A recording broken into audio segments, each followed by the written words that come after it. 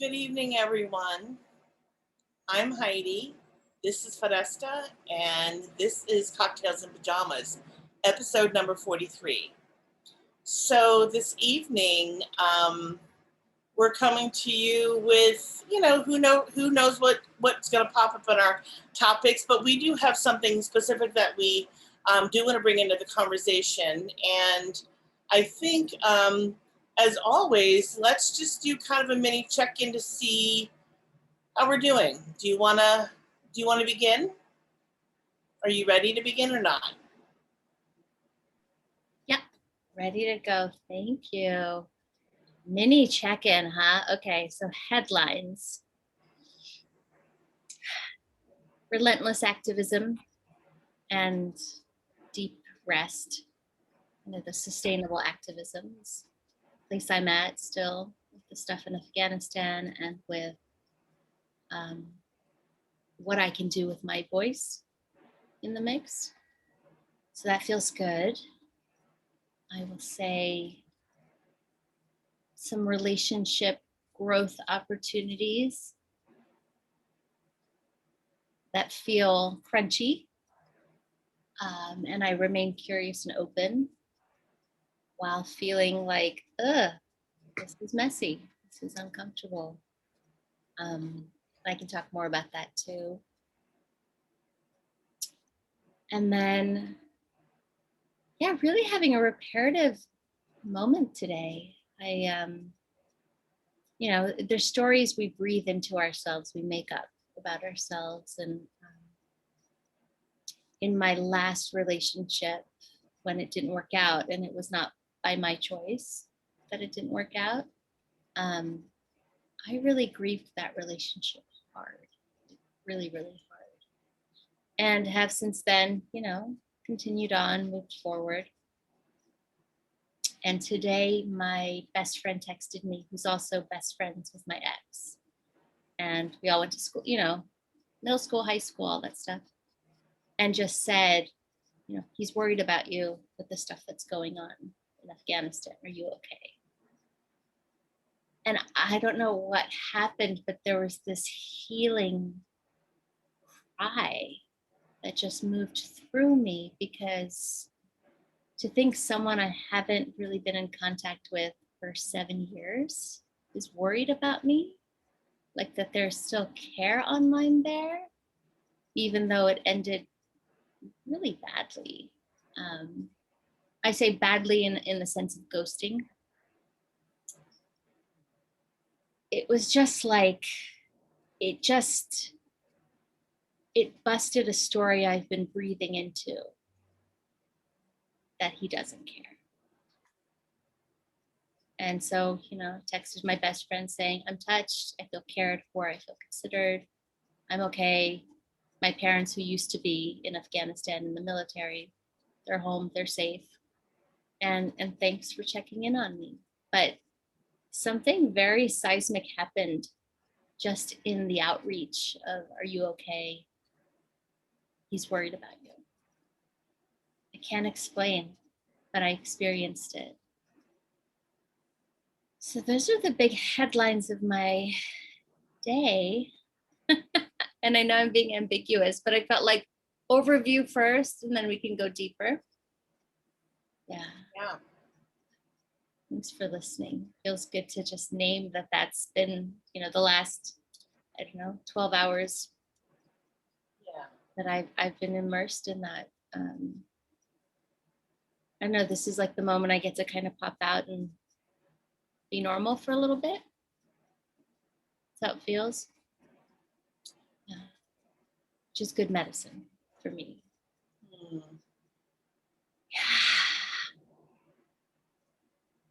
So how are you, darling one?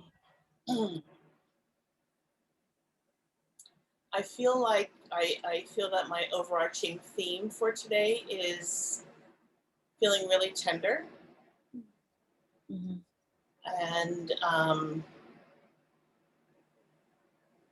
And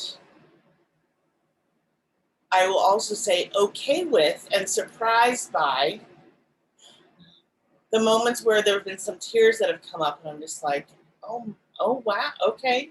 All right. And okay with it, a little taken back. So highlights. And this is just going to be random, but I know you'll be able to follow me. So I have shared with you a million times my conversations with my mother, like 45 seconds. Like that can be a long conversation.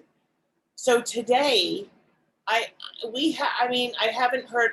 We hadn't checked in a little while, and I laughed so hard. Anyway, we had a 6 minute, a six minute conversation. Yeah, Epic. right. It is epic. I know. I'm like, what's going on here? Yeah, and it was sweet. We laughed a lot, laughed at each other, laughed with it was really funny. Um, and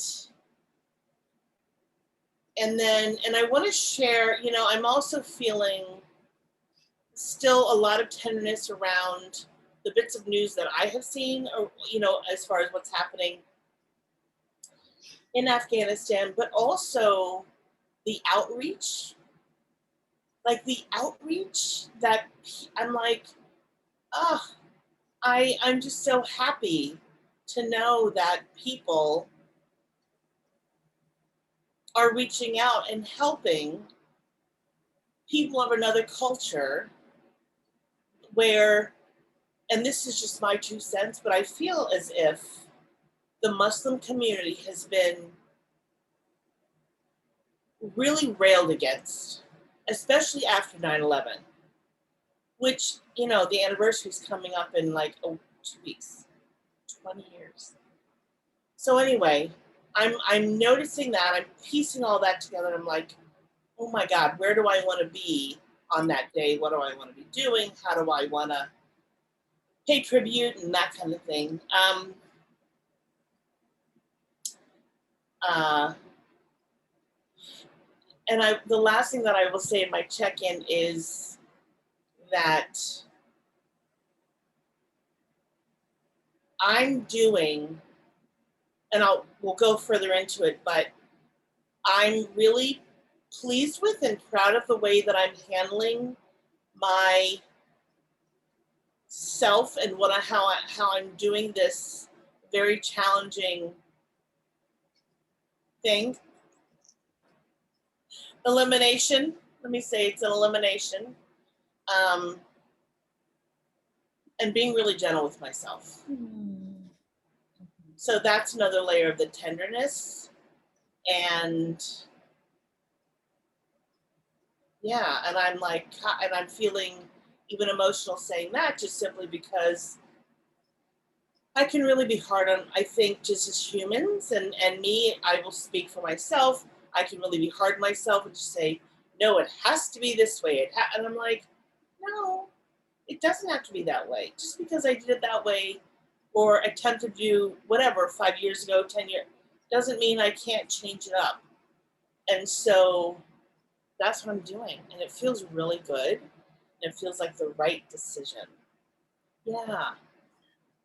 Feels good to my heart hearing you be gentle with yourself with change, right? I mean, I get the like high standards and integrity of like wanting to do it like to the to the T, and then where that might create rigidity and dis-ease of the process. And that's not the reason we do those things. Yeah. Oh, it's beautiful. Thank you too for sharing just the acknowledgement. I feel like it's really important to acknowledge for wherever in the world there's a humanitarian crisis that people really do show up, because that is what I'm seeing as well. For every one little shit boy that shows up on my radar, there's 10,000 good hearts showing up. So I just want to honor like the true ratio that I'm witnessing. I'm privileged to get boots on the ground intel that's like, hey, we got the Afghan skiers to Italy.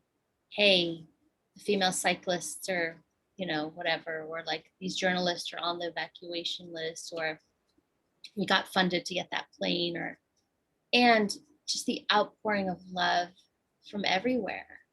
That's like, we care to the world, right? Like this good-hearted, neighborly consciousness is alive and well. Yeah. And that's not to say there isn't pain and hurt and fear out there as well. But I'm feeling really hopeful of what I'm seeing of the people and the like the good hearts that prevail in the midst of these kinds of things. Yeah. Mm. I love that you use the word neighborly, because in my mind, neighborly feels very small town, very like, let's gather, let's Yeah. commute, let's figure it out. And even though this is it's a worldwide problem, it's an international issue, because we're all kind of doing what we can do, those who are reaching out and doing, it feels very small hometown community building, very much. And that I feel I can certainly connect to much, much deeper. Yeah. And everyone bringing their gifts. Yeah. You know, everyone bringing their bucket of water to the fire. Like that's really beautiful to behold. And the alchemy of that, of, okay, I'm tired, but you've got the bucket and I can rest. And then when you're tired, I've got the buckets and I can take over. And a trust, I'm going to call it like more of a communal trust that everyone's bringing their unique medicine, and everyone can also take a rest and replenish, knowing others are tending to the fire. Yeah, it feels healthy, it feels mature, it feels like a true community. Yeah. And speaking of resting, I'm curious to know and hear how you've been doing with resting, because I know you've been very proactive and using your voice and doing interviews and podcasts and whatnot. And so, yeah, I'm curious to hear how you're doing with all of that. Yeah, I've kind of coined a new phrase for myself, which is sustainable activism, because within it is energetic hygiene. How much energy do I have to give? When do I have to pull back?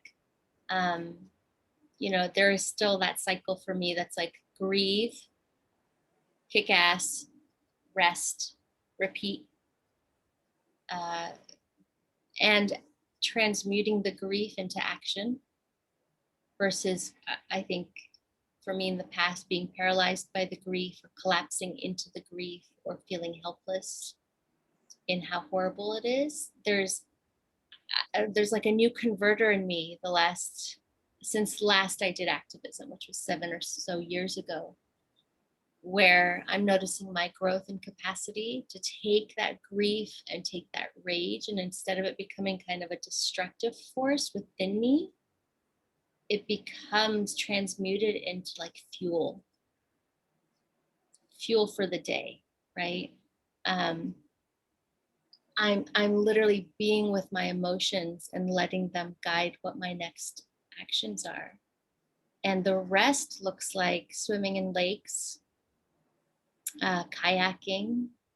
I think it was just yesterday, which is wild to say, but Lindsay drove over the bridge. We had ice cream, vegan coconut ice cream, which was amazing. We took a walk on the pier.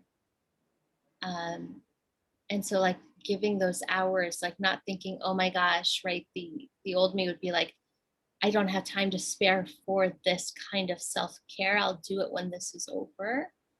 And I think the more healthy, mature me is like, we need a long game view here. This could be years, right? Easily, months at least, if not more.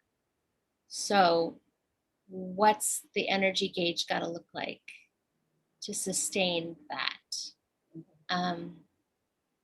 Yeah, sleeping early, taking baths, trusting that I've done enough, I think is probably the biggest one.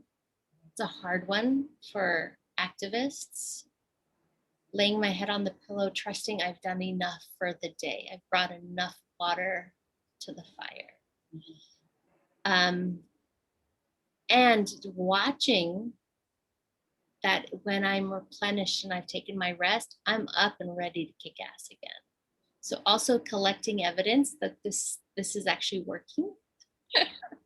And I have received my first round of shit talking from people, which has been interesting. Congratulations. Thank you. You know, along the lines of save that hippie crap. Do you have any more dumb questions to ask?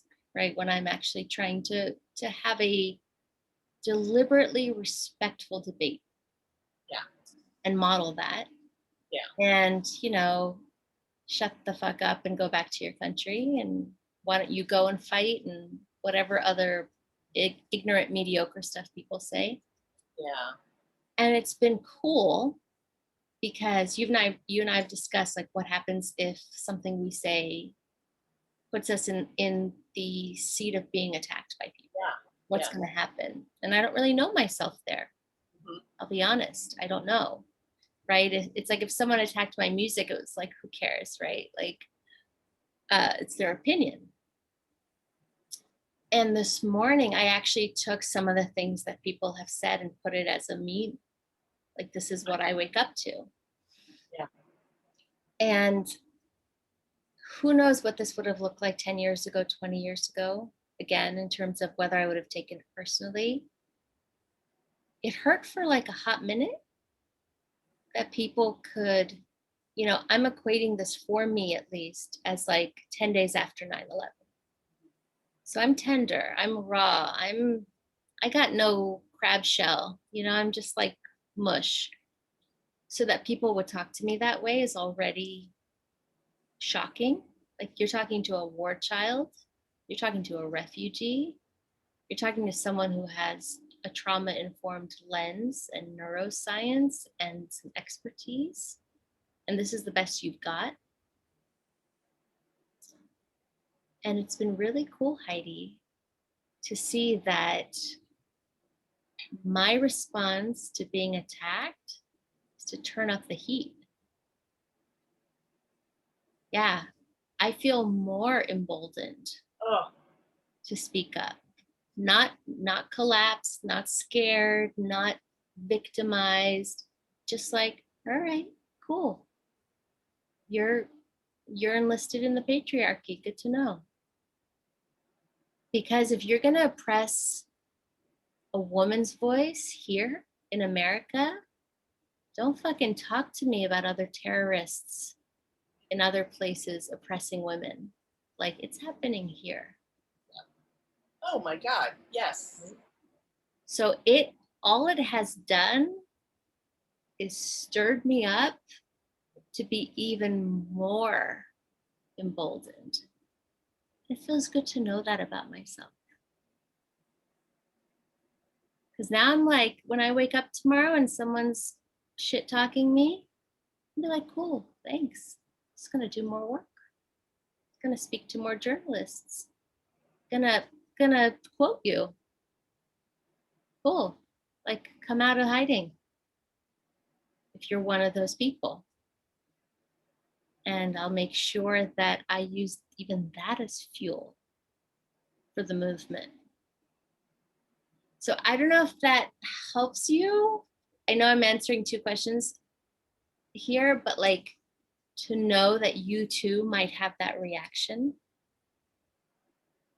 You know what I mean? I do know what you mean. Yeah. So I love knowing this about you.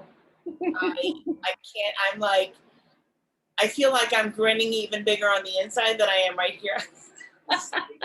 oh my God, this woman is really something. Wow. It just get like I feel a sense of pride, and I feel like fuck yeah, like eat them up, like let's go get them, you know. And so what I find, and so and I have felt this way about trolls in general. You really don't have a backbone because you're doing it anonymously from behind your screen, in, you know, behind your walls at home. You're really putting yourself out there. The name that shows up could just be something, you know, whatever, right? You, Foresta, you are showing up. You're putting your face out there. You're putting your actual voice, audio voice out there. And the people, the trolls, they're doing this. That means absolutely nothing to me. Nothing. Because if you don't have the backbone to bring it forward, to bring yourself forward, I don't have the time. And if that's what you're gonna do, I can't. I have nothing to say. It just, please give me a break. You know, like I have way more respect for you or anyone else who's going to do what we do, put ourselves out there, speak our truths, even if we know that hundreds, thousands, millions of people aren't going to agree with us. And we're okay with that. And that fuels us even more.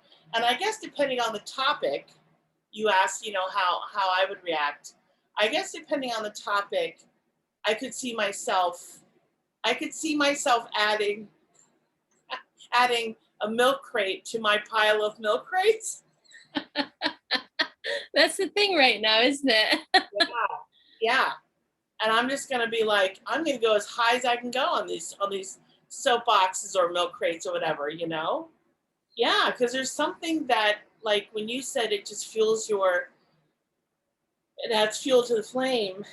And I'm like, yeah, I can, that's probably that is the type of activist that I am. Yeah. For sure. Yeah. Always. Yeah, and I actually think it's also just harnessing everything, right? There's from my viewpoint, it's like I'm harnessing my grief into action. I'm harnessing my rage into action. I'm harnessing my fierce love into action. And you know what? When people attack me, like you said, congratulations, like you're pissing some people off by being honest. I'm harnessing that.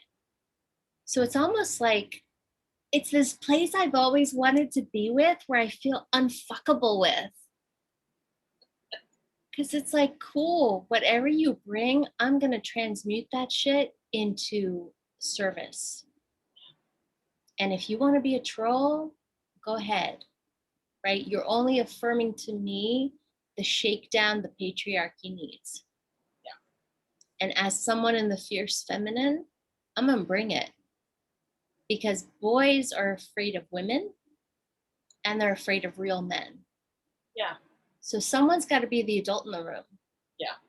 That models what the future hopefully is. Yeah. I feel fierce. I feel like I can't explain it, but it feels truer to me than maybe sometimes, as you've known, like the sweetness, which is there, you know, but the performative is missing right now. This is it. You know, like I will eat you for fucking breakfast if you mess with the good people. Like that is my ethos. Yeah. So it's kind of good to be in touch with that. It feels potent. It is potent.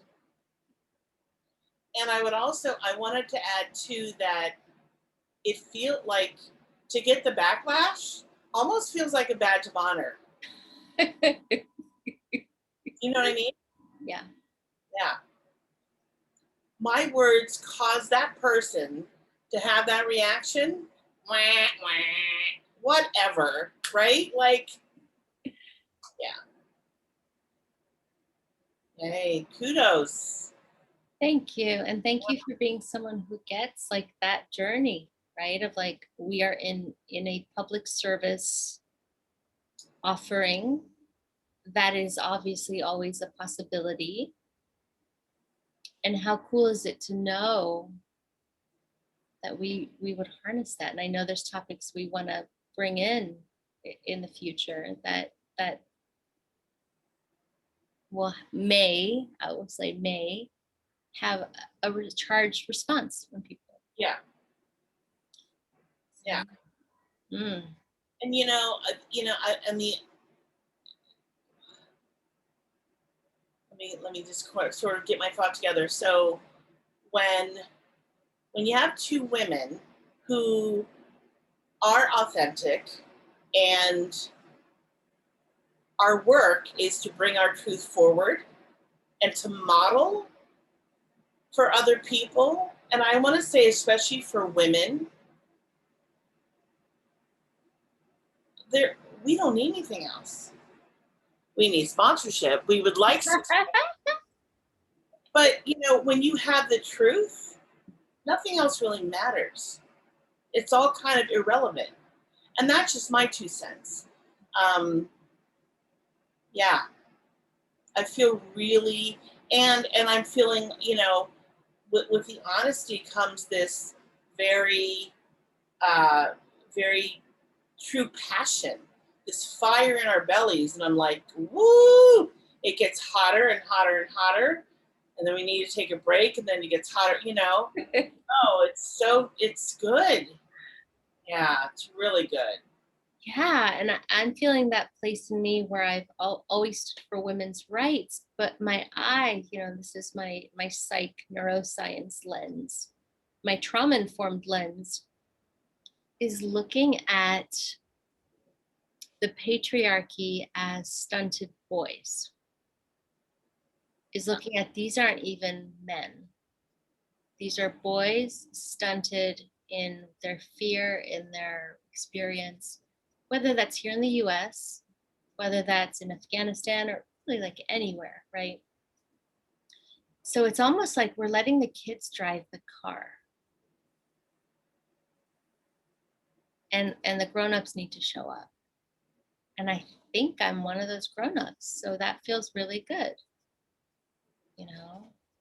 And we're really looking, and I'm calling it the patriarchy because I think it's a construct. I think it's a paradigm, a system, versus it being men specifically. Right.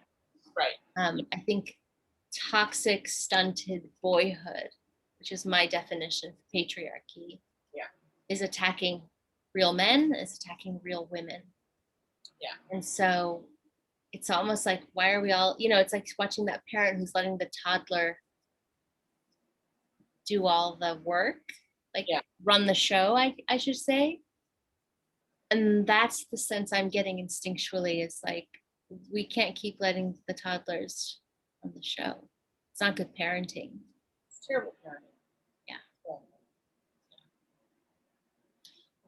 So the last thing that I wanted to share about what's happening in the world is that I watched an interview today with Katie Couric, and I think his first name is Jeff. He is the founder of Airbnb. Do you know about what's happening? I saw a meme, which isn't much, but I saw a meme saying that Airbnb is, however they've sorted it out with their hosts, are allowing 20,000 refugees to use Airbnb. So people are offering their Airbnbs. They're opening their homes, their Airbnbs, to the refugees. And what the founder has decided is that if a lot, some people are offering, not charging, and of course these people don't have money anyway, but what he is doing is, if they want to be paid for, he will, Airbnb Foundation is paying, I know, It's huge. And It's maybe other corporations follow suit, right? yeah. It's a modeling exercise. It's such good modeling. Yeah. Yeah. To say, wait a minute, here's a problem, here's a creative solution, and here's a way that we can be humanitarians through this. It's huge. Yeah, I want to invite every corporation to think of a creative solution by way of which they can be of service. It's incredible. I was really touched by that. I hadn't had a chance to like read an article or get more intel. But that's what I'm talking about, the helpers. Yes. Always look for the helpers. Mr. Rogers, I love that quote. Rogers. What a wise person. So thank you for letting me just sort of unleash that. That felt good to just name. Like there's a, and I want to tangent this to like something you're working on, right? Of like stepping into your power with changes, right? Like there's different, I'm holding the umbrella topic of there are different ways to step into our power, right? So it could be kicking ass in activism, but it could also be making really responsible life changes to harness our power in a different way. Yeah. So the latest and greatest. Um, the ozone treatment, I'm that's on pause. The acupuncture is on pause. And what the doctor's wife, I think I shared with you a little bit. She's something. I really like her. I respect her and just really, really like her a lot. Anyway, and she said, you know, we all have toxins in our bodies and we're all trying to, our organs are trying to handle them and blah, blah, blah, blah, blah. And so she said, I want you to go gluten-free and dairy-free for a month, and then we'll reassess. And she said, and I'm just like, for a month? And she's like, yeah, because then I want to reintroduce foods back in. And I'm like, okay. So she sent me 3 or 4 pretty long files, pamphlets of information and about going, what it means to go gluten dairy free. It's very rich. It's really good information. And then also list of recipes and foods I can eat and that kind of thing. And I noticed there were a lot of favorite things missing, Foresta. I hear you. Some sacrifices. Yeah, yeah. And I have a refrigerator full of food that, you know, needs to be eaten. I kind of, right? So I'm like, all right, I can give food away. I can certainly give food away, but food that I've already prepared and it's in a, glass, whatever. Anyway, so coffee I'm with you on that. and alcohol. And I think I realized, I mean, I've known this about myself, and that is I love routine and I like ritual. So there's something for me about in the morning, it isn't just drinking coffee, it's the making of the coffee. Because I have one of those little percolators, those like 6-cup espresso percolators. And it's so cute and I just love it so much. And even if I don't drink all of it, I just I like the process of getting the water and then filling, just the whole thing.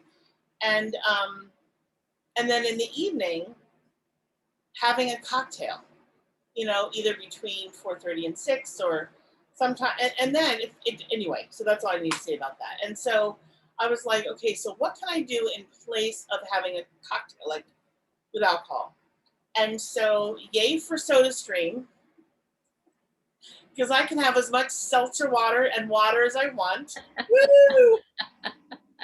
And I will say that seltzer for me, seltzer water, because I do put it in, I put it in just about every alcoholic drink that I make.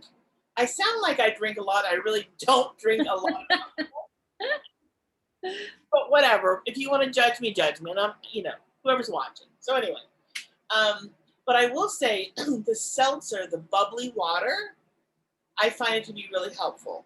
Mhm. And kind of in replacing of, even though it doesn't replace it, there's this kind of ritual of having, seltzer water with some ice and lemon and or lime or whatever, you know, that's nice. And I know that I will cheat. I know I will.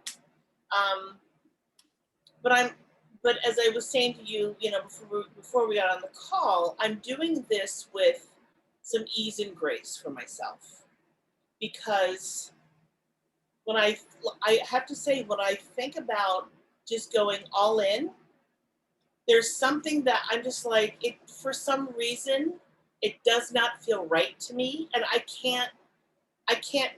don't need to figure it out. It just doesn't feel right to me to be like, okay, tomorrow I'm going to just start. No, no. If I want a piece of cheese or if I want a half a cup of coffee, I'm going to have it. And I'm not, so, and I know I will get to a point where I will be all day, every day, no dairy, no gluten. Like I know that I will get there. It's just that for me, I feel like I need to just kind of ease into it. It feels really, really rough otherwise. And I have to say, like today, I did really well. I did really well. And as far as, yeah, I think and the other thing that I noticed too is that I like crunchy, salty things like chips. And, but I have some rice crackers from Trader Joe's that I love. And so I was thinking, oh gosh, I could have a little bowl of chips, or I could have some rice crackers with hummus.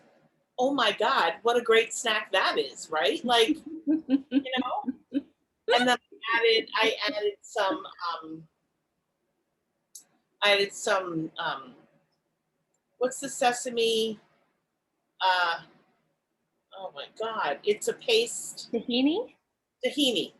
I added some tahini to it, some onion. I mean, like I really spruced it up, which I love to do with my hummus anyway.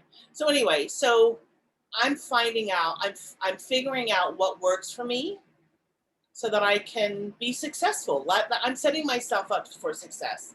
That was a long way of saying that, but yeah, Yeah. yeah. It makes sense. It makes me think of in relationship coaching, like slowing things down in the conversation to then speed up the efficiency of cleaning it up. Right.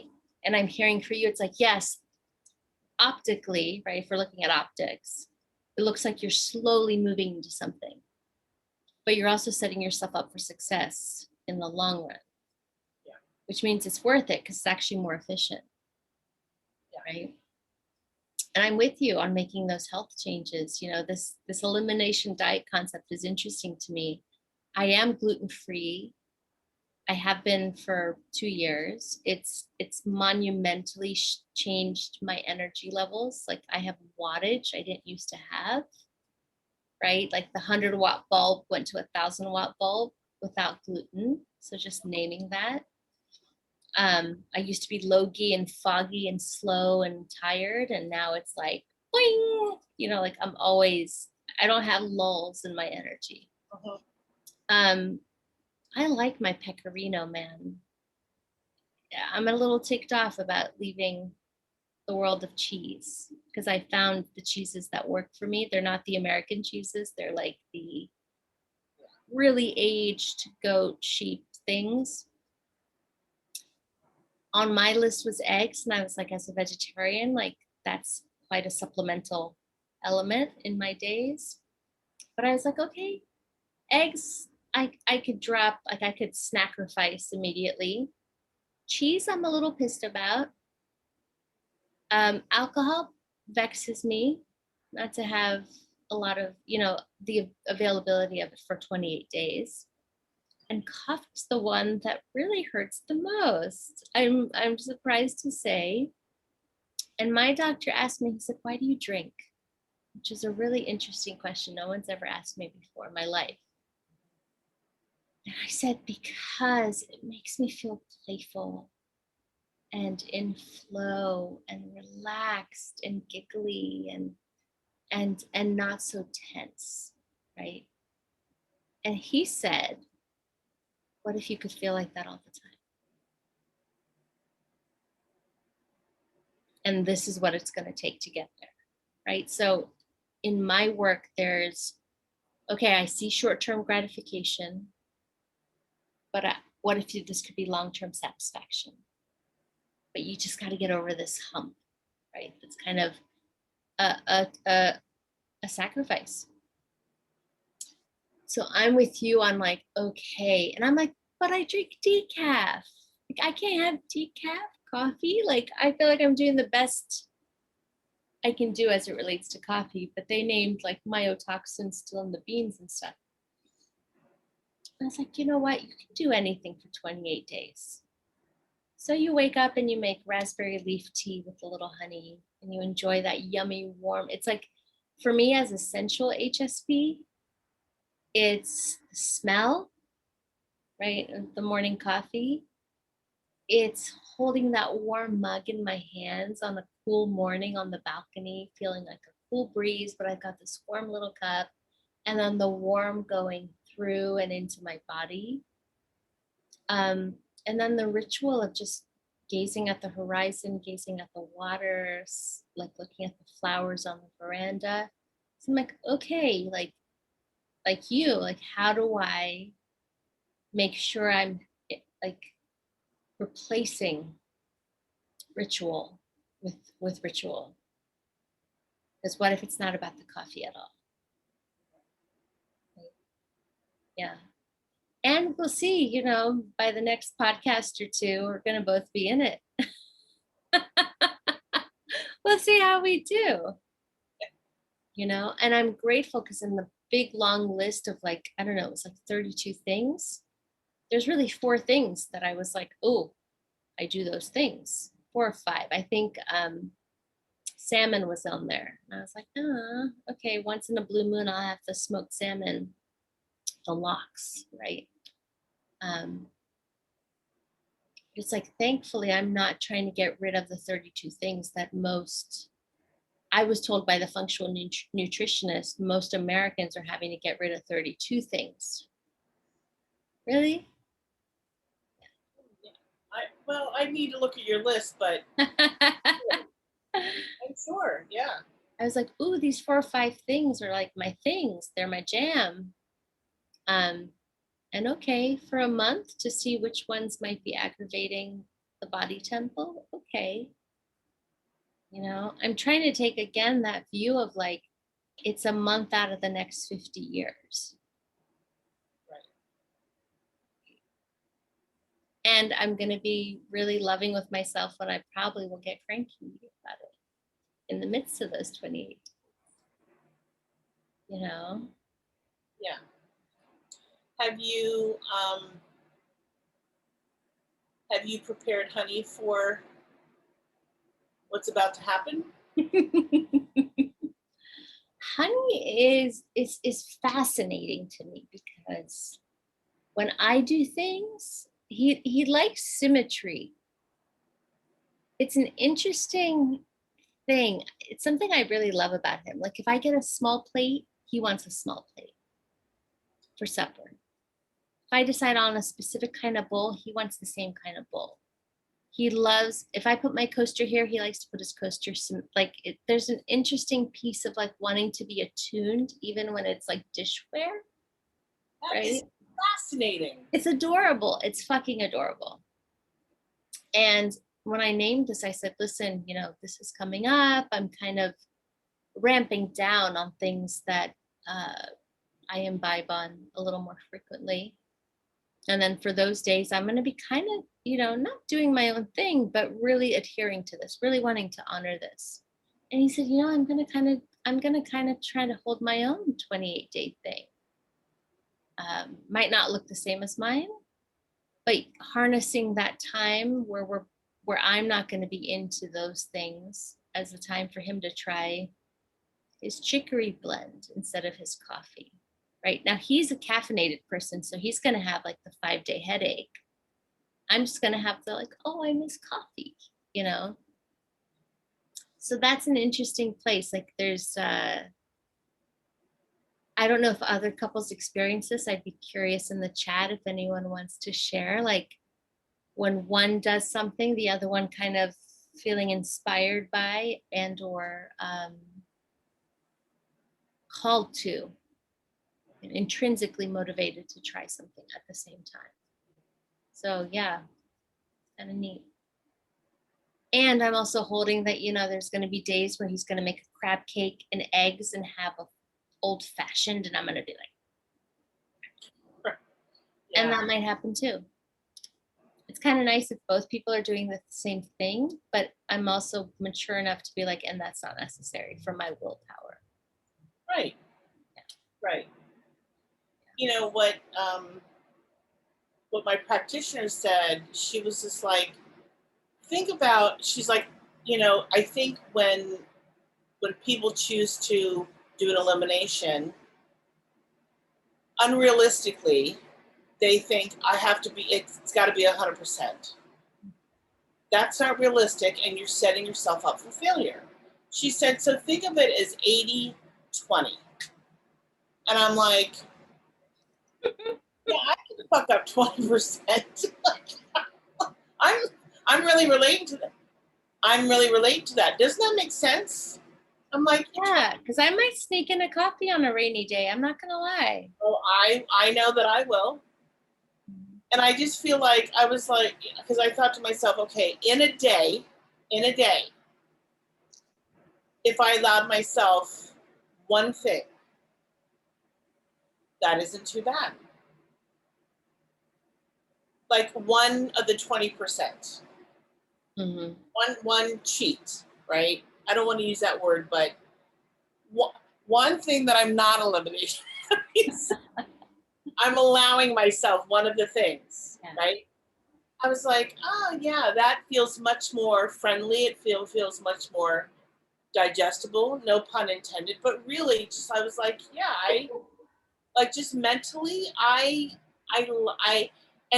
then if I decide not to, I decide not to. But to give myself that grace, Mm-hmm. yeah, that works for me.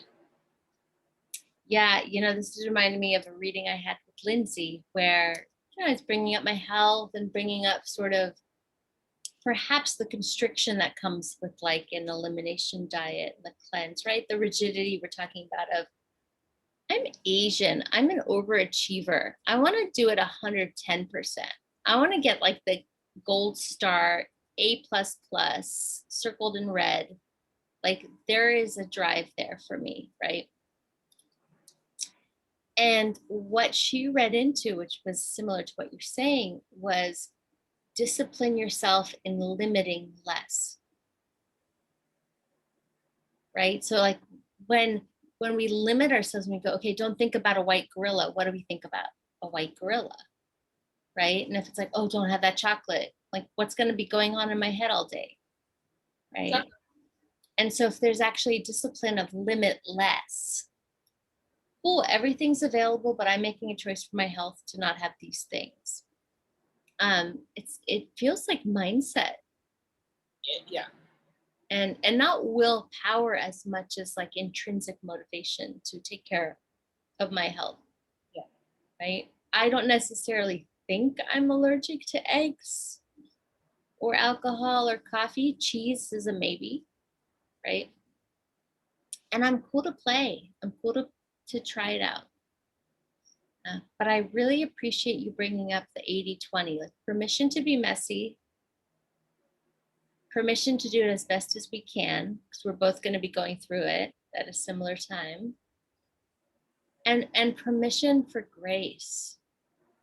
When it's like, this is miserable, I'm going to have half a cup of coffee. I'm not having the 3 cups I have in the morning. I might have half a cup to just take care of the animal inside, you know, that might need it. Yeah. It's interesting. I think I shared this with you more one-on-one off our podcast, but when my previous doctor asked me to go gluten-free, dairy-free, I was like, what is this bitch talking about? Like, I was just like, are you kidding me? Because on my really off days, I've told you I would go Frenchy, right? And I'd be like, I'm having a miserable day. I'm not going to work today. I'm going to clock out and I'm going to go buy some French bread and a bottle of red wine and get some cheeses. And I'm going to be a fancy French lady for the day and I'm going to feel better, which was a great strategy and a Band-Aid, right? And when I went gluten-free, I got a lot of my energy back, which was interesting. But when I went dairy-free, I got angry. And it was because I wasn't fogging up my energy with dairy.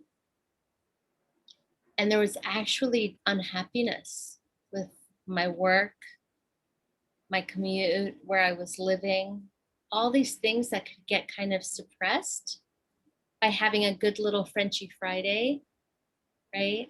I've had half a bottle of wine, I've had a bunch of French bread, and I've had a bunch of cheese. I've like self-medicated, basically. Yeah. Right? When I wasn't able to do that, the need to move into a better location, the need to leave a job, the need to actually like have more access to my intuition. My inflammation was disconnecting me from my intuition. I had no idea that my inflammation was not letting me hear my inner voice until I quit dairy. Yeah. But I was angry like for 6 days, like stomping, you know, tantrumy angry. Wow. And mad at my doctor for this, Yeah. in her infinite wisdom, this wonderful idea she had concocted, you know? So it's like, we just don't know. We just don't know where the alchemy is. We really don't. Yeah. And so I'm, as I think about myself and how going gluten-free and dairy-free will manifest itself in my body and in my psyche, like in everything and all the fibers of my being, I'm like, damn. Like that's some deep stuff. And who you'll get to become. And who I'll get to become and who I'll get to become more of. It's exciting. And the payoff is it will be worth it. 100% be worth it. And I'm going to hold, I don't know about you, but it feels a little exciting and scary. Totally. To commit to like 28 days of adhering to something different than my normal life, kind of trusting the process, knowing I'll miss things, and being like, there's a level of uncertainty and unknowns in that feel a little scary to me, I'll be honest. Yeah. Like, I don't know what's going to unfold in that. Because Yeah. it's not just giving up dairy. Like, there's going to be psyche stuff and shadow stuff and old trauma stuff. Like, it's like, fuck, I'm actually going on a vision quest through this elimination diet. Because it's not what I know from previous, cleanses. It's not just the surface stuff. Yeah. That's going to be cleansed. Right. So It's like, I know. And I think, and in complete honesty, I think that's also been part of my easing in because I'm like, what other layers are going to be peeled back? Oh my God. Because I feel like so much has already been unfurled in the last season, and I'm like, what else? Like, what else, you know? Um, so yes, scary and totally worth it. I'm gonna hold both for myself. Uh, yeah, and I'm also. This just came to me in the moment. I I'm gonna say it out loud. I think this will be. I think this will be the thing that shifts Project Mitzvah. Wow. Yeah. So its touch points are beyond your health. I feel like they are. And Lindsay and I have been doing a lot of tapping into that. And yeah, and there's just so much more. Yeah. So I've been nervous about this for a while. Not this elimination thing, but the project, like, just coming to fruition. I'm just like, it's fucking time. It's time. People need support. People need money. We need to shift so many things. Yeah. I'm not taking a rocket to the moon. I won't be going. I am not going to the moon, people. Trust me. I don't want to go. Italy, yes, but that's not going to cost me millions of dollars. Yeah. Oh my God, right? Yeah. And I'm just really appreciating this conversation around, when people make small changes in their life, that there could be some quiet, seismic things also happening. Right. I don't think we're really afraid of eliminating a couple things for 28 days. Right. I think the reality is this is going to shift more than that, and the knowing that what's that going to be, right? What's that going to look like at the end of a month or two? Yeah. And I really appreciate you bringing in Project Mitzvah and the fact that my hashtag is like calling all angels. We need everyone to bring their medicine, and that requires funding, frankly. Yeah, it does. To have a platform, to have a business, to be an entrepreneur, to have some impact in the world.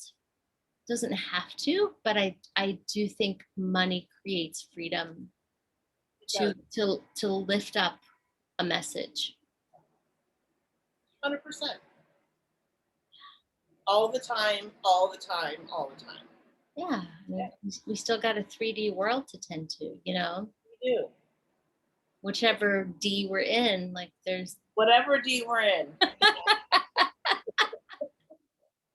Whatever D I'm in, I still gotta put a dress on, like I still gotta get some clothes on. Yeah. It's a reality. I Yeah. know. I'm curious about our audience, if they're on the precipice of any big changes or changes that look small but feel big. I would love to know about that.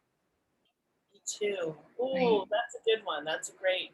Yeah, and I'm holding everything from like, man, I'm my lease on my car is done and I've got to pick a new car, all the way to like I'm moving coasts, to hey, I've been asked to do a diet, like whatever, but like what feels quiet, seismic in your life that maybe you want to be seen in. Right? Just name out loud and diffuse a little bit of the charge by being seen in. We'll respond. We will definitely respond. Yeah. So I'll share a little something. So I wear progressive lenses, mostly when I'm driving or watching TV or movie like distance, right? And I really like them. And they broke. And I don't have a spare pair of glasses. And I have I think this prescription that I have is probably almost 5. It'll be 5 years old this November. I need to go to the eye doctor. So in my head, something in my head was telling me that my insurance wasn't going to cover this for whatever reason. I just had this ridiculous fear. I was like, I'm going to have to put out $400 for the appointment for the and more for the glasses and blah blah blah.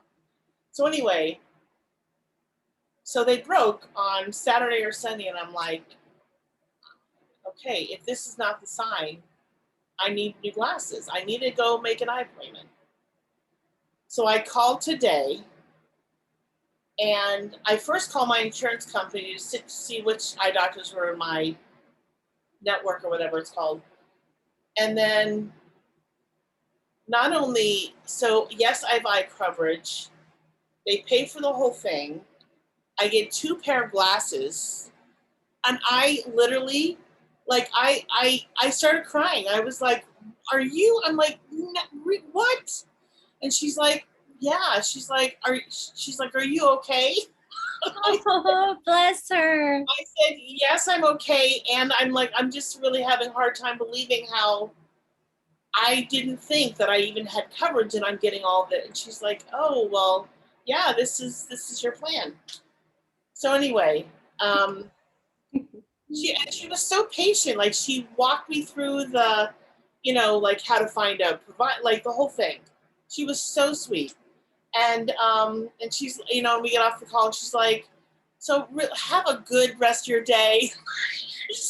Like, really doing some, she was so compassionate. It was very, very sweet. So anyway, I guess what I want to say is that like I allowed this unknown, this fear to kind of get in my way. And then the glass is broken. I'm like, I don't have a choice. Now I have to go. And then I did it. And I'm like, and look what, by peeling back that layer, by making that phone call, this is what happened. I'm like, yeah. So, right? Yeah, like look at the gold in that experience. Yeah. I love that. I'm so happy for you that you were taken care of both by someone who was compassionate on the other end of the line and then taken care of by your plan and then being able to just, I don't know if it's joy or relief or overwhelm, but like being able to share that in your tears. Yeah, it's beautiful. Thanks. Yeah. None of that would have happened if you just kept avoiding. None of it. So I have an appointment on Monday.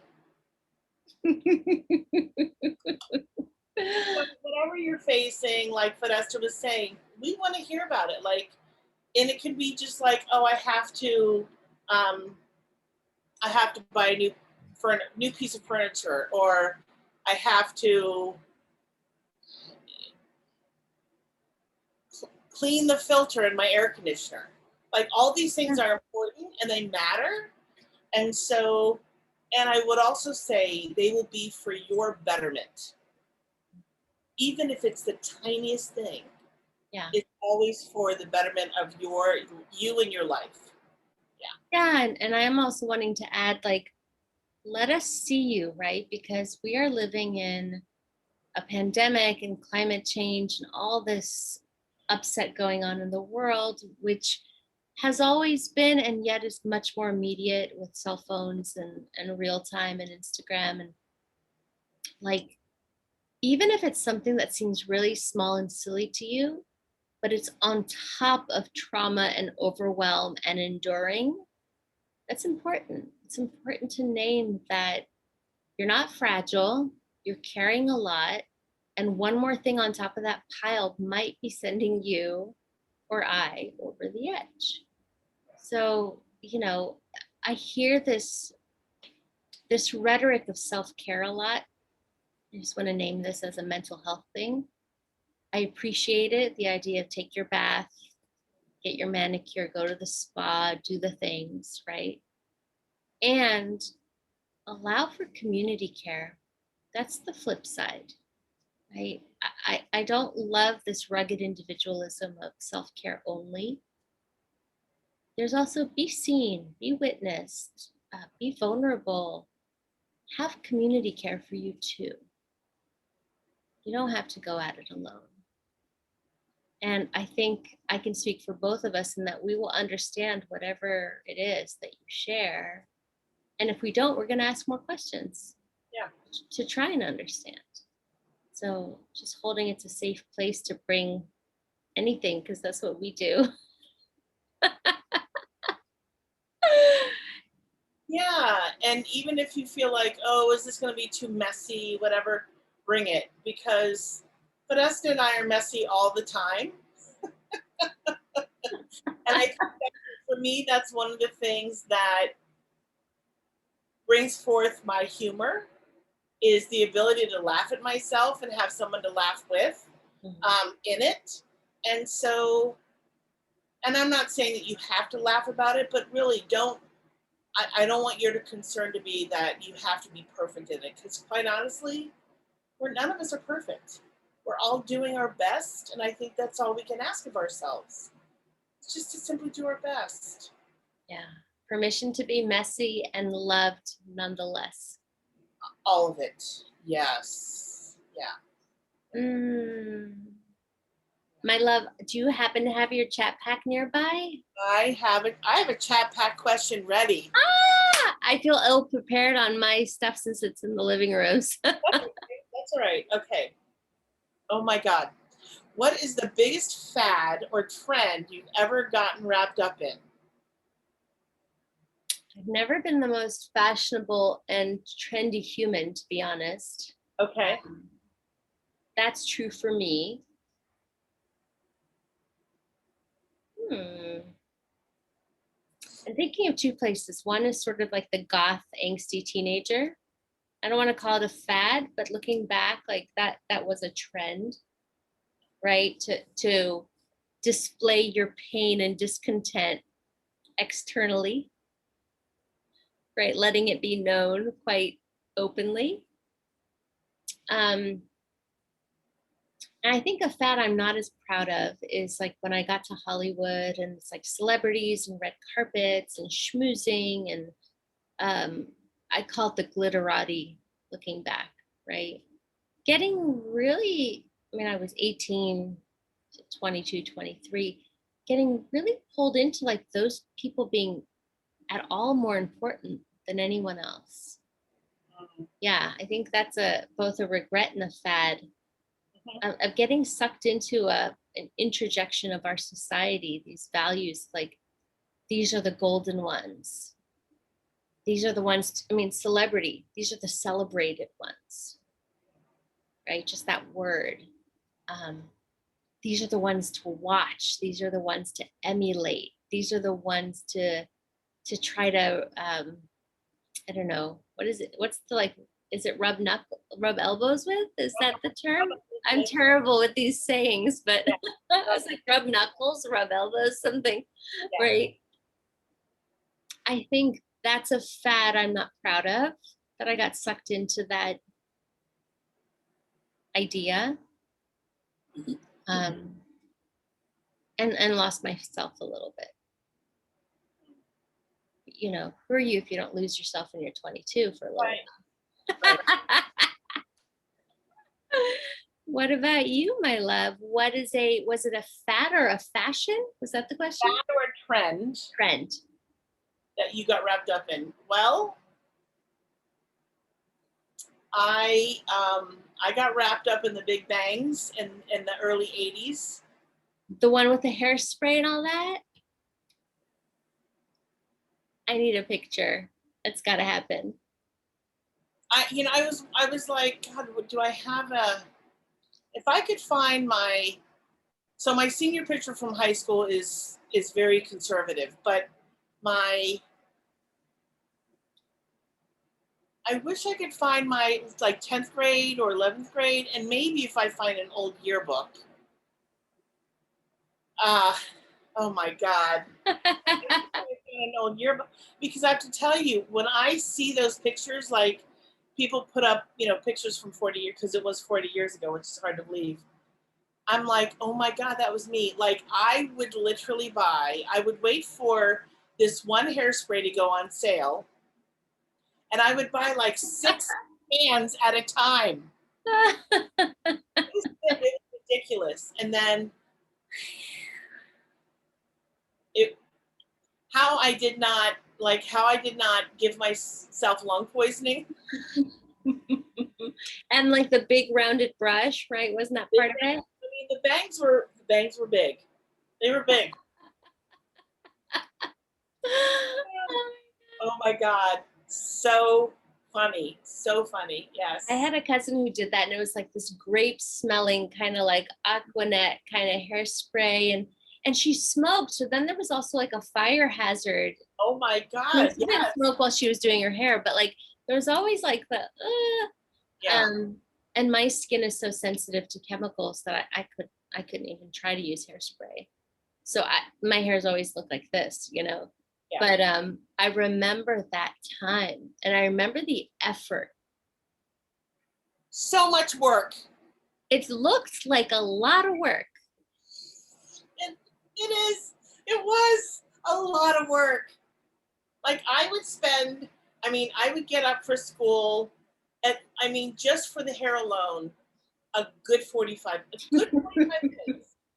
Today, 5 minutes. That's it. Right.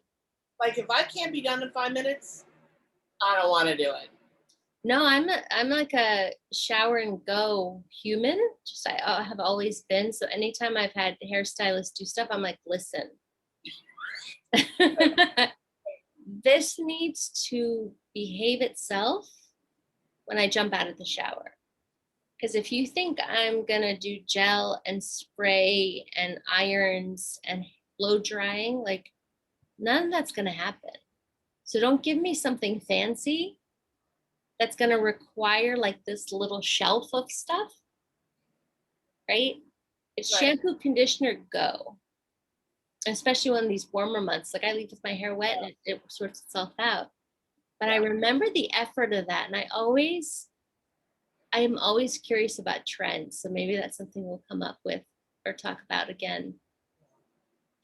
Because I relate trends to sense of belonging. Oh, yeah. Yeah. For sure. That's a great question. Thank you. Just took me back to my Hollyweird days and how that's like a little different biosphere compared to a lot of life, you know. Yeah. Thank you. You're welcome. Thank you too for supporting like the fire that's kind of breathing through me, and for sharing just what it looks like to make a commitment to change, right? The shadow of change being some loss, some sacrifice, some unknowns. It's why people want things to change in their life, but they don't want to do the work to change. Exactly. Yeah. Because it's gutsy. Oh my God, it takes so much courage. Yes. Yeah. I love you, my friend. I love you, my friend. Thank you. Hugs to you. Thank you. Someday we'll be doing an episode together a lot, like side by side. Oh yeah, we're not that far. We can sort that out. I know. And on a TV set. What do you mean on a TV set? Like sponsorship and like on a set where where we like super soul ourselves. Yeah. Yes. I'm telling you. Yeah. I see armchairs. Like I want to be comfy. Yeah. I love you. I'm so glad to be able to even do like this cleanse concoction situation with you. Thanks. Me too. Super supportive and soothing to me. Yeah, me too. Yeah. Mwah. Thanks everyone for watching as well, and for, hopefully we'll get to see some comments and be in service that way as well, and connecting with you all.